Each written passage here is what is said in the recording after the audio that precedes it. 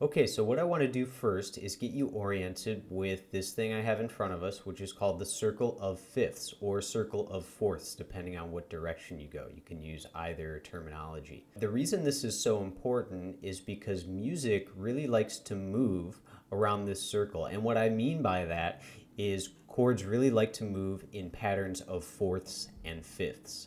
So for example, if you're in the key of C major, you're probably also going to see a lot of G and F chords, maybe also some D chords. If you're in the key of E major, you're probably also going to see this group of chords around E, okay? Music really likes to stay close to home. Of course, as you get further throughout music history, we have examples of chords moving all over the place, but this circle still serves as a great reference point for how harmony traditionally likes to move. The other reason that the circle of fourths or circle of fifths is so important is because it can shed light on a lot of musical relationships. For example, if you go clockwise around the circle, what you're going to find is that we're adding sharps. So if each of these note names outside of the circle is a major key or a major scale, then you're adding sharps as you go clockwise. G has one sharp, D has two sharps, A has three sharps.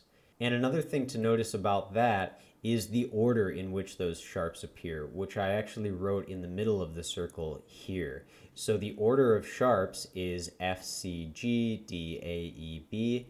Sharps will always appear in your key signatures in that order. The first sharp is always F sharp. The second sharp is always C sharp, etc. If we go counterclockwise around the circle, it's a very similar relationship except with flats. So the order of flats is B, E, A, D, G, C, F. And I'm not sure how useful this relationship is to notice, but these are opposites of each other, right? If you flip one, you get the other. But same principle here. B flat is always the first flat, E flat is always the second flat, A flat always the third, etc. as you go counterclockwise around the circle. So we're going to come back to the circle in a few minutes, but before we do that, I want to take you over to my handy music notation software here and talk to you about a very common chord progression for jazz improvisation, also improvisation in other styles of music like pop and rock and pretty much anything a saxophone player would be caught improvising in. And that is the 2-5-1 progression. I feel like a lot of saxophone players know about the 2-5-1 progression, but might be a bit mystified about how to practice it or how to approach it or what it actually means and where it comes from. So that's what I'm going to show you right now. Literally, the 2-5-1 progression just comes from stacking thirds on scale degree 2. This is just a C major scale. Stacking thirds, this is called tertian harmony when I'm stacking thirds on top of other notes. And I've done that now on scale degree 2. I'm going to do it on scale degree 5. And I'm going to go all the way over here to scale degree 1. And what I've made is a 2-5-1 progression in the key of C. So there's my D minor chord. Here's my G chord.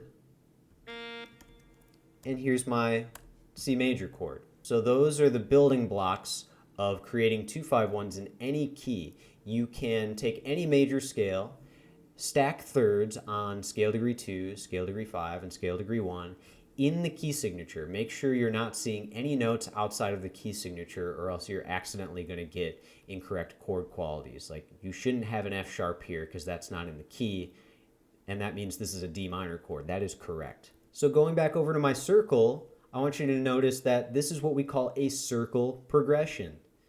D, G, C. That's my 2-5-1 in the key of C. And I can go counterclockwise around the circle and get any 2-5-1 progression. If I want a 2-5-1 in the key of A flat, that's going to be B flat, E flat, A flat. If I want a 2-5-1 in the key of A, that's going to be B, E, A. 2-5-1 in the key of G, A, D, G. You get the idea. This is a circle progression. That's why I showed you the circle first and then showed you the 2-5-1, because they're very closely related. So one more thing I'm going to do with my 2-5-1 progression is just stack one more third at the very top, and now this is going to become D minor 7. Triads are 3-note sounds, and 7th chords are 4-note sounds. Jazz musicians love 4-note sounds. Saxophone players love 4-note sounds. We love rich harmony. We love 7th chords. They have very similar functions, but 7th chords are just a bit richer. So I'm going to do the same thing here for my G chord, and that's going to make G dominant 7. I'll explain these chord symbols a little bit deeper in a moment. And the same thing for my 1 chord, make a C major 7. Triangle, by the way, means major, if you didn't know that. Okay, and I've taken that chord progression and I broke it up down here in the next line. D minor 7, D, F, A, C. G dominant 7, or G7, I can say it either way. G, B, D, F. And C major 7, C triangle 7, C, E, G, B. And notice I repeated that chord in the next bar because this is how you're going to practice your 2-5-1 progression. This nice, clean 4-bar phrase, which I will demonstrate for you in a moment. But doing this in as many keys as you can, 12 keys eventually, you know, we can work our way up to that, is how to become fluent in harmony. The most important part of the 2-5-1 is the 5-to-1 part, okay? 5-to-1 is the most important relationship in music. Think of 5 as the tension and 1 as the release. Dominant to tonic. Tonic means home, okay? 5-to-1, tension and release, dominant to tonic. All of these things kind of mean the same thing. The 2 you can consider a predominant chord. So now we have predominant to dominant to tonic. If this is a lot of new terminology, don't be overwhelmed. Just take notes, go back and watch this video again. I'm going to demonstrate for you now so you know exactly how to practice your 2-5-1 progression.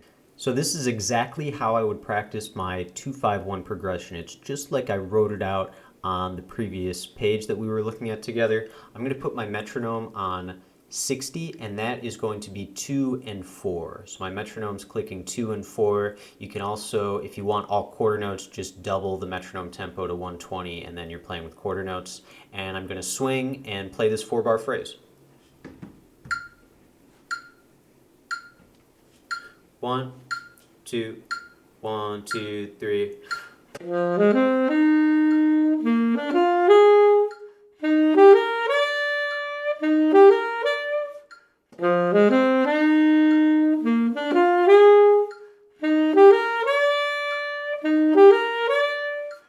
So first I'm just going to take that by itself through as many keys as I can, all 12 eventually. I'll do it in a different key now. How about a 2-5-1 in the key of our G major? So that's going to be A minor 7 to D dominant 7 to G major 7. Notice that the chord qualities are going to stay the same, and it's okay to write these out if you need to. 1, 2, 1, 2, 3.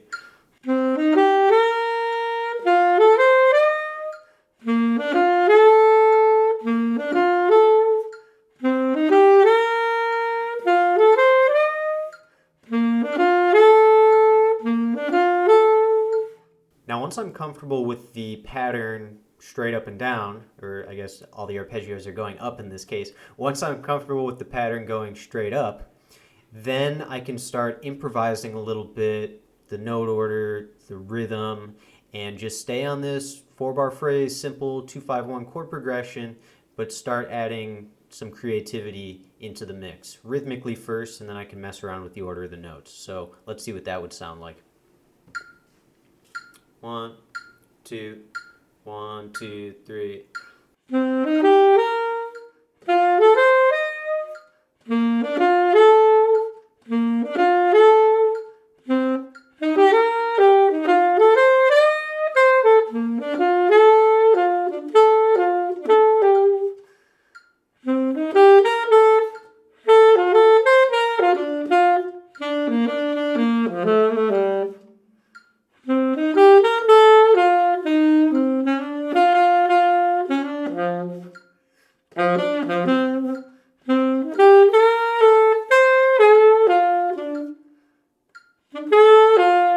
So